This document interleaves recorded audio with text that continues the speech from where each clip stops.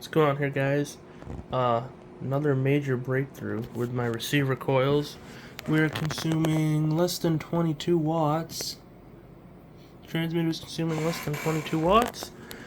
I have this aluminum plate antenna wrapped in plastic, so it's insulated, and I'm able to use my receiver coils to light this 40-watt bulb to near full intensity.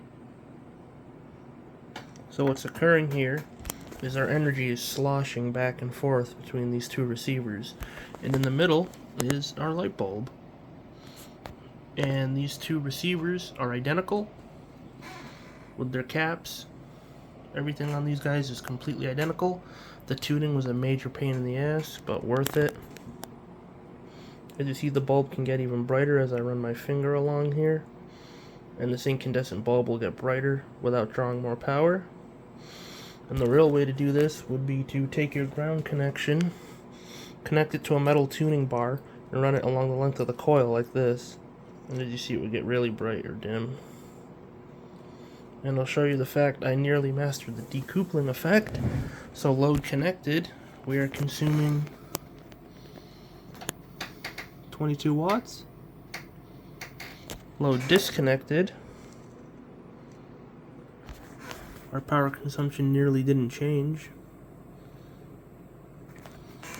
Connect the load again, and this is the over unity output from the two receiver coils that would then recharge your supercaps, your batteries, whatever, and then you would use an inverter or a DC to DC boost converter to keep the system's input recharged and self-sustaining. So again, there's that. And while he's lit, we still have unimpeded wireless power. These things light up no problem. That's an incandescent.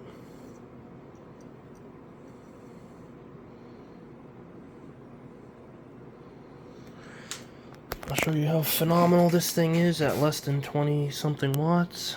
It's just outrageous what it can do. It's becoming a powerful generator.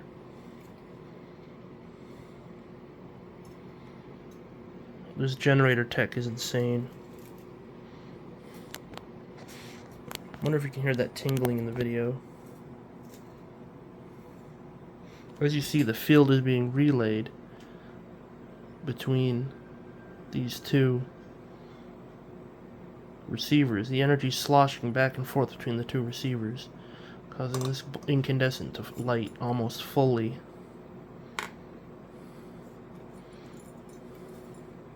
I'll put this bulb right here. Here's our power consumption. 21 watts, still locked. And this hurts my eyes to look at. I don't think anyone's ever built a Tesla coil with this fine of tuning before, or a proper Tesla coil. Because as you see in the transmitter, the energy sloshes back and forth, effectively using as little power as possible. And then we mirrored that setup in our receiver coils. The energy sloshing back and forth between the two receivers, lighting our incandescent for an over unity output. And again, I tuned this by using an incandescent bulb now. I don't have the meter hooked up in current mode. I just have an incandescent bulb hooked up, and I see what gets it the brightest while making sure I can hear the circuit tingling.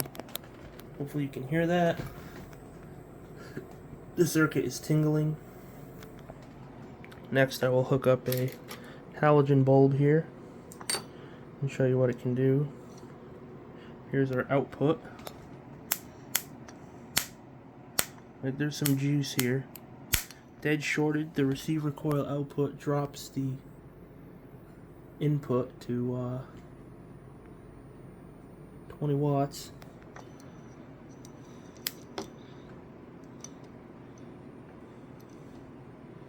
So again, I will hook up my halogen.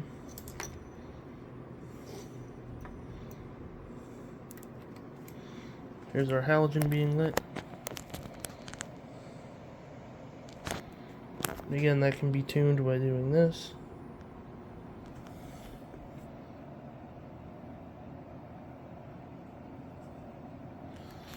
Here's our power consumption, still locked at 21 or 20. Idles between 20 and 21.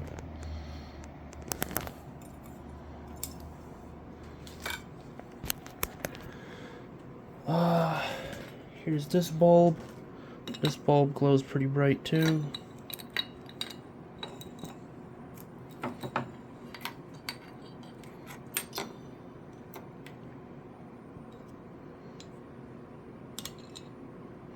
Don't know how I'm going to show this on camera, but you're going to have to take my word, this bulb glows pretty bright too.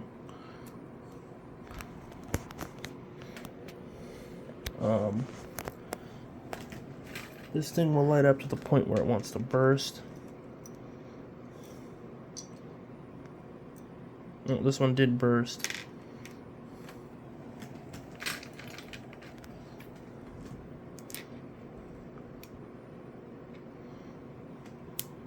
Oh my god. You can now start to blow incandescent bulbs at this spot.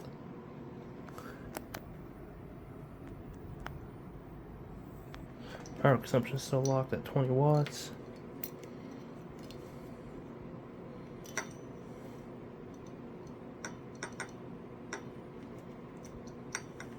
So,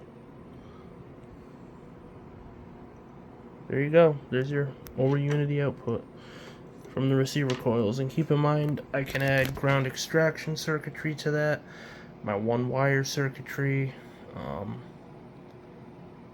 and more receiver coils. So yeah, pretty cool stuff. Just wanted to demonstrate that, how that works. And I shut it off, everything goes out. The breakthrough in efficiency came from taking the aluminum plate, connecting it to the negative of the transmitter, the negative input of the transmitter, and it made our efficiency skyrocket while increasing our wireless power for some reason.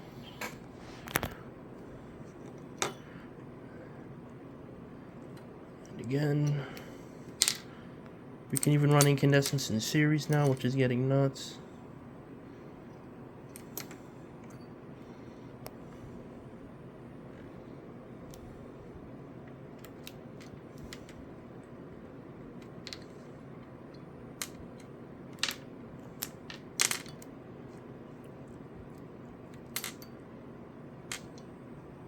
As you see, those two are in series.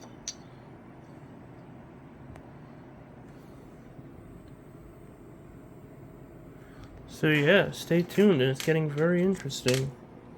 We're gonna just show you that cool update, how the energy sloshes back and forth between two distant receivers, and you can easily detune it by just being near it.